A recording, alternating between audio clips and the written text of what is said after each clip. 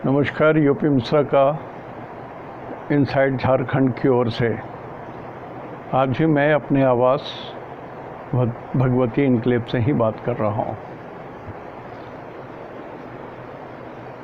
जो पितृपक्ष का तर्पण के लिए जो मैंने कहा वो हर साल मैं बोलता आया हूँ। पिछले साल का भी पितृपक्ष का देख लीजिए, उसके पहले का देख लीजिए, उसके पहले का साल का देख लीजिए। हर साल मैं बोलता हूँ, कारण कि ये इतना इम्पॉर्टेंट चीज़ है जो लोग समझते ही नहीं हैं। ये आवश्यक है कि मनुष्य इस चीज़ को समझ लें, कारण कि मृत्यु के बाद क्या होती है ये बहुत सारा कयास लगाने का ये नहीं है कि बस मर गए तो सब खत्म हो गया। यही कारण है कि आत्महत्या को सबसे गंभीर अपराध माना जाता है। ईश्वर के नज़रों में इससे और बड़ा अन्याय नहीं है। आप अपनी हत्या भी कर लेते हैं तो भगवान नाराज़ होते हैं, कारण कि भगवान का दिया हुआ जीव है, उसको सुख दुख जब तक भोगना है तब तक भगवान उसको आयु देते हैं। और इसी बीच में यदि आप अपनी आयु को समाप्त कर देते हैं तो ये अक्षम्य अपराध और दंडनीय अपराध हो जाता है। फिर अगले जन्म में जब भी जन्म लेंगे तो दंड पाओगे, कठिनतम दंड पाओगे। नंबर 1। नंबर 2, जो लोग भ्रूण हत्या करते हैं वो ये समझ लीजिए, हत्या शब्द है, भ्रूण हत्या, ये हत्या है।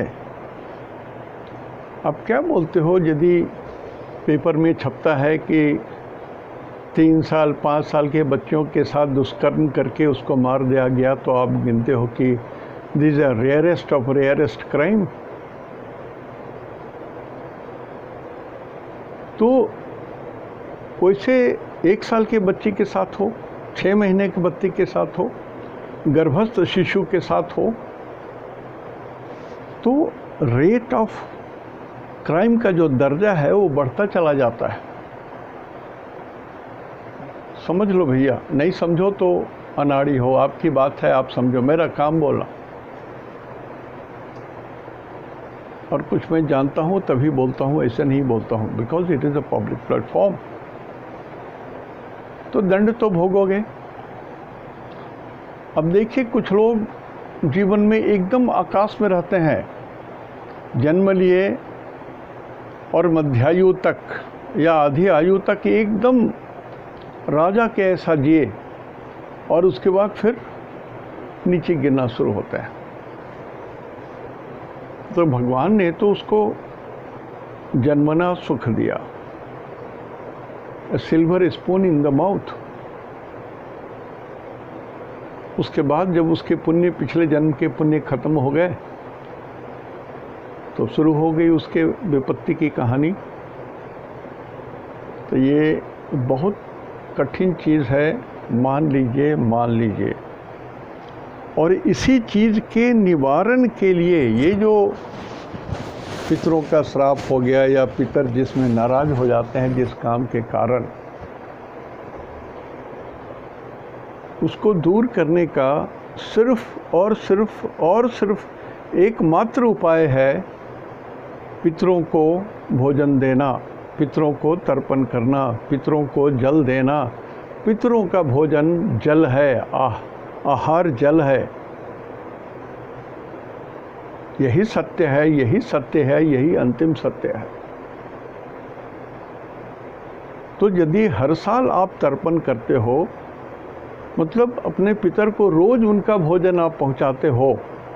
मैं बता चुका हूं कि हमारा 4 मिनट,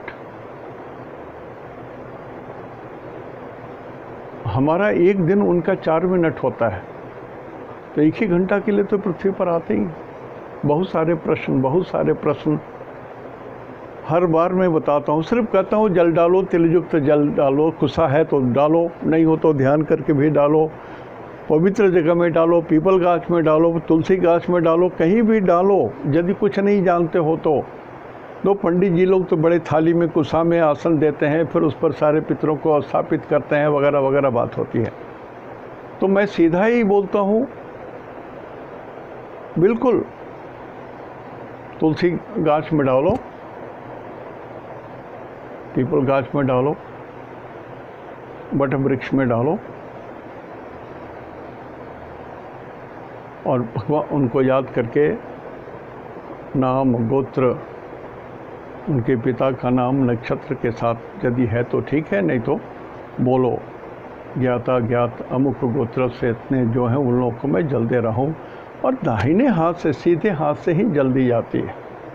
ये पितरों का है, देवताओं का है, ये ऋषियों का है। इधर से जल गिराओ तो ऋषियों को तर्पण करते हैं, इधर से देवताओं को दिया जाता है, इधर से। तो ये सब पचड़े में मत पड़ो। आपको पितरों को तर्पण करना है तो इधर से गिराओ, हाथ से ये दे रहे हो, या तुलसी गाछ में डाल रहे हो तो सीधा दोनों हाथ से पकड़ के गिराओ, दक्षिण मुंह खड़े हो जाओ। और कुछ लोगों ने कहा कि यस, गया में यदि सही ढंग से तर्पण हो गया है तो दोबारा करने की ज़रूरत नहीं है। लेकिन गया में जो लोग पंडा हैं और जो पूजा कराते हैं, वो लोग कॉन्ट्रैक्ट में आते हैं। 80% they belong to swimmer class, मलाह है वो लोग। They are not all pandits. ठेकेदारी पर चलता है वो सब काम। एक साउथ इंडियन पंडित फैमिली है गया में, वो पंडित हैं, वो यही काम ही करते हैं वो पूरे साउथ इंडियन समाज के लिए। लेकिन हम लोग के यहाँ तो थोड़ी सी गड़बड़ी भी है। इसलिए यदि आपका सत्कर्म ढंग से करा दिया गया है, फल्गु के जल से तर्पण आप कर चुके हो, तो संभवतः आपको दोबारा करने की ज़रूरत नहीं है। अब इसमें कोई मैं इफ और बट नहीं लगा रहा हूँ। फल्गु का जल से यदि आपने तर्पण कर दिया वहाँ, तो दोबारा करने की ज़रूरत नहीं होती है। हमने भी कर दिया है अपने पितरों को, लेकिन फिर भी आत्मा शांत नहीं होती है। मैं तो डालता हूँ, करना क्या है, जल ही तो डालना है, तिलयुक्त जल डालना है। और कितना समय लगता है? कोई समय नहीं लगता है, कर देता हूँ मैं तो रोज़, मैं प्रतिदिन करता हूँ। दूसरी बात जो बहुत कंट्रोवर्शियल बात है कि फीमेल को अधिकार है या नहीं, मैं पंडित नहीं हूँ, ये शास्त्रों का विषय है, इस विषय पर मैं कुछ भी नहीं बोल सकता हूँ।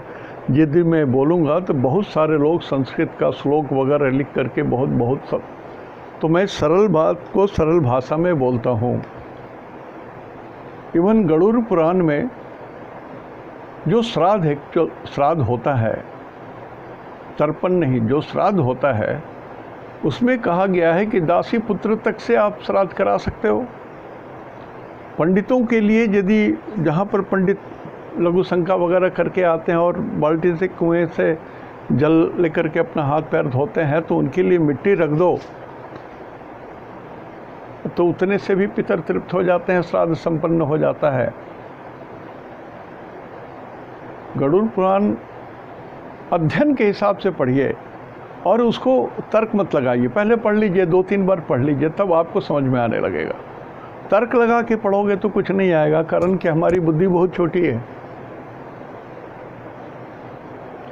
तो किसी से भी मेल से आप करवा लो ना, क्यों आप कंट्रोवर्सी में पढ़ते हो?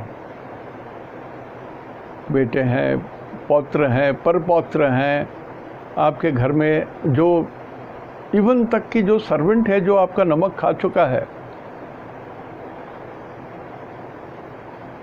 उससे भी करा सकते हो जी। लेकिन आपके खानदान में कोई है, कोई भी आदमी करता हो, जैसे मैं 5 भाई था, अभी 3 भाई जीवित हैं, मैं सबसे बड़ा हूँ, और हमारे जो सबसे छोटे हैं, मैं करूँ या वो करें, जब हम दोनों में से कोई नहीं करते हैं तो मझले लोग करते हैं, लेकिन मझले लोग भी उसी तरह से करते हैं जैसे मैं करता हूँ।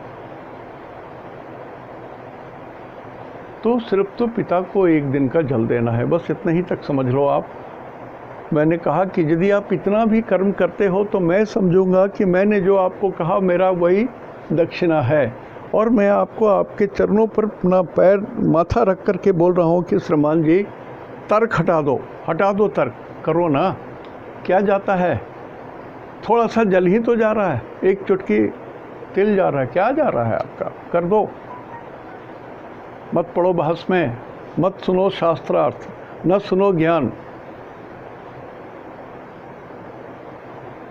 जब उद्धव भी सखियों को मनाने के लिए भगवान कृष्ण ने भेजा उद्धव कि कृष्ण के सखियों को, कि जो उनकी जिनके साथ नृत्य करते थे, खेलते थे, रास रचाते थे, तो उन्होंने भी कहा कि उद्धव अपने ज्ञान की गठरी अपने पास रखो, अपना अध्यात्म अपने ही पास रखो, कुछ नहीं चाहिए, मुझे श्री कृष्ण चाहिए, मत समझाओ, नहीं कर सकते हो तो जाओ वापस। उसी तरह से सीधा सीधा सीधा जल डालो पितरों को।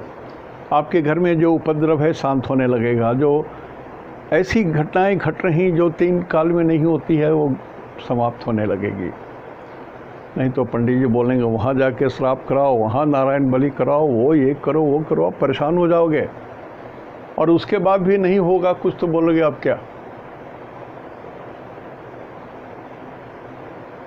तो अपनी आत्मा से तौल करके परमात्मा को मिला करके देखो। जब आप जल देते हो तो सूरज भगवान जब तक रहें, सूरज रहें, तभी तक श्राद्ध किया जाता है। तो जो जल देते हैं उस जल को सूरज भगवान ग्रहण करके अपने सूर्यलोक में ले जाते हैं, और जो जहाँ जिस योनि में जन्म हुआ है अपने रश्मियों के द्वारा, अपने किरणों के द्वारा वहाँ वो पहुँचा देते हैं। ये सब बात मैं नहीं बोलना चाहता था, कारण कि ये सब बहुत सारी कंट्रोवर्सी की बात है। अरे भगवान को किसने देखा, बहुत सारी बात है, मानो तो देव नहीं तो पत्थर। इसलिए मैं बोलता हूँ जो करने वाले लोग हैं कर लो, तर्क छोड़ दो, तर्क छोड़ दो। सो सूरज के रहते रहते तक श्राद्ध किया जा सकता है। सूरज भगवान ही उस तर्पण को, उस तृप्त जल को हर योनि को पहुंचाते हैं, चाहे वो पितृ योनि हो चाहे कोई भी योनि हो, पहुंचाते हैं। इसलिए सूरज जब तक है तभी तक किया जाता है। अब विषयांतर करता हूँ। संडे 6 सितंबर का ये चार्ट है और आज अश्विनी नक्षत्र है। अब देखिए, सूरज स्वग्रही, बुध स्वग्रही, गुरु स्वग्रही, मंगल स्वग्रही, इतने सारे ग्रह, और शनि भी स्वग्रही, इतने सारे ग्रह स्वग्रही हैं।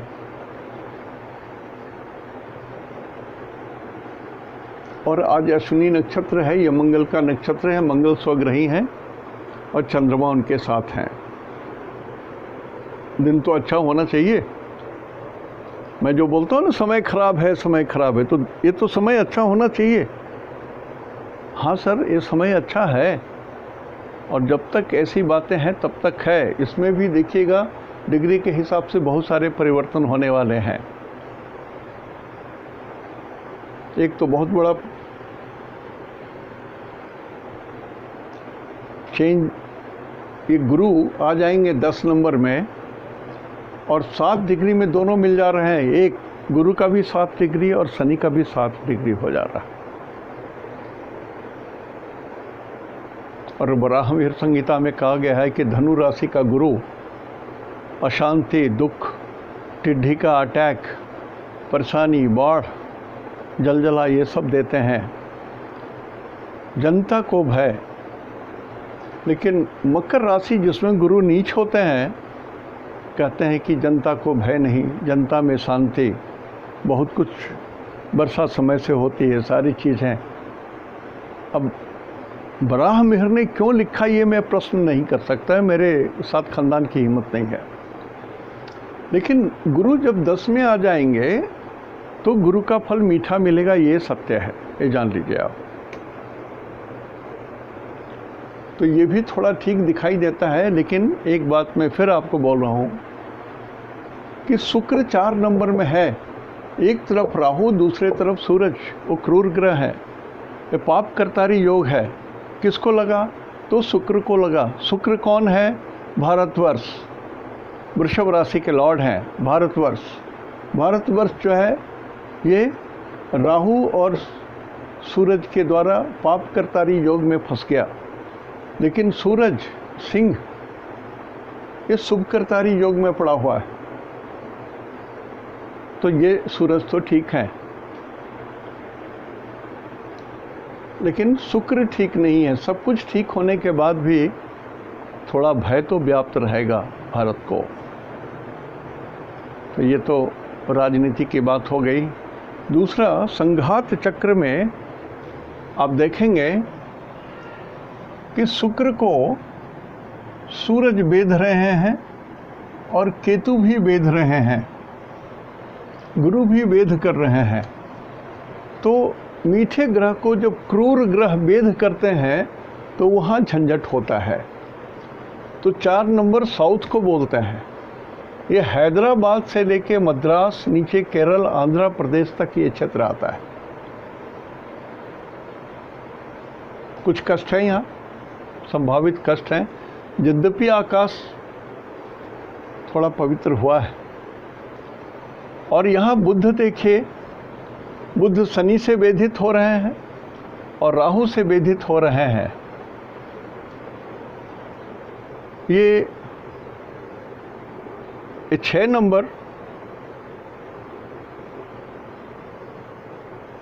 नंबर साउथ वेस्ट को बोलते हैं।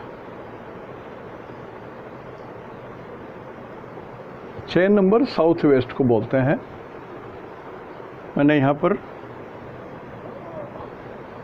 बुध को 6 में होने के कारण ये साउथ वेस्ट होना चाहिए, हमने गलती से साउथ ईस्ट लिख दिया है।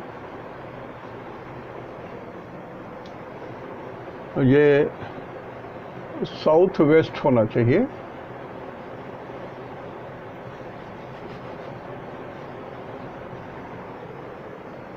तो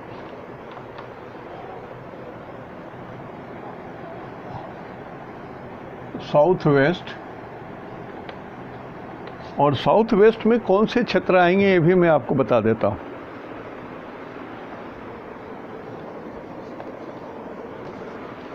साउथ वेस्ट के जो क्षेत्र हैं भारतवर्ष के लिए,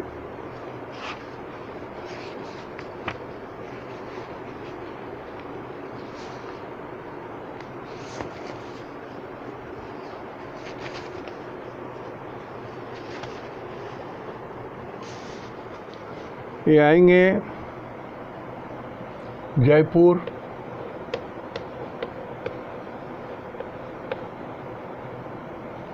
जयपुर से लेकर के पूना,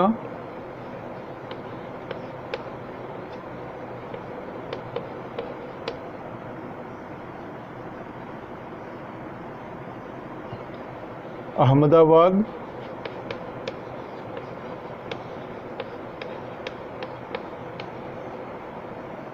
राजकोट, मतलब ये ज़्यादातर गुजरात वाला हिस्सा आता है। तो यहाँ भी गुजरात वाले हिस्से में भी थोड़ी दिक्कत है वेस्ट में।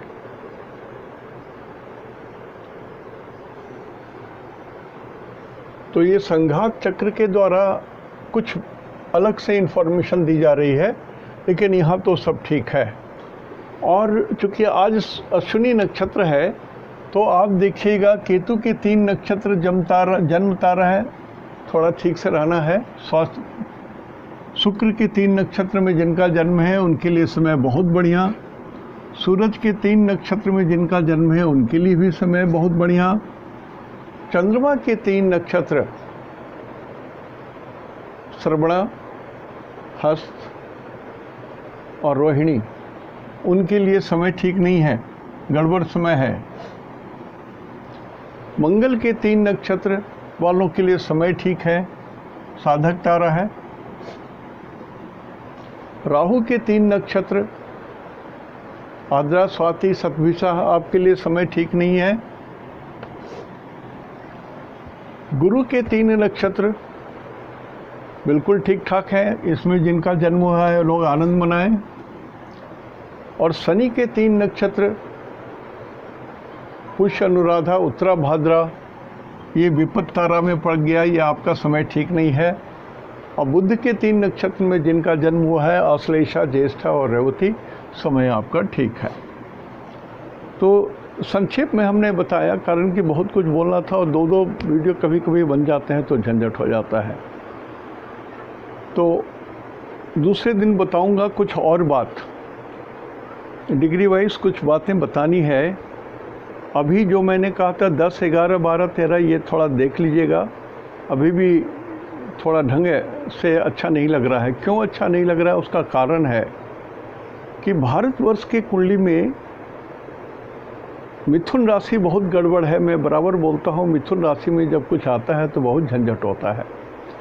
इन दिनों मिथुन राशि में चंद्रमा रहेंगे और यहाँ चंद्रमा बहुत निर्बल रहेंगे, बहुत सारे कारणों के कारण।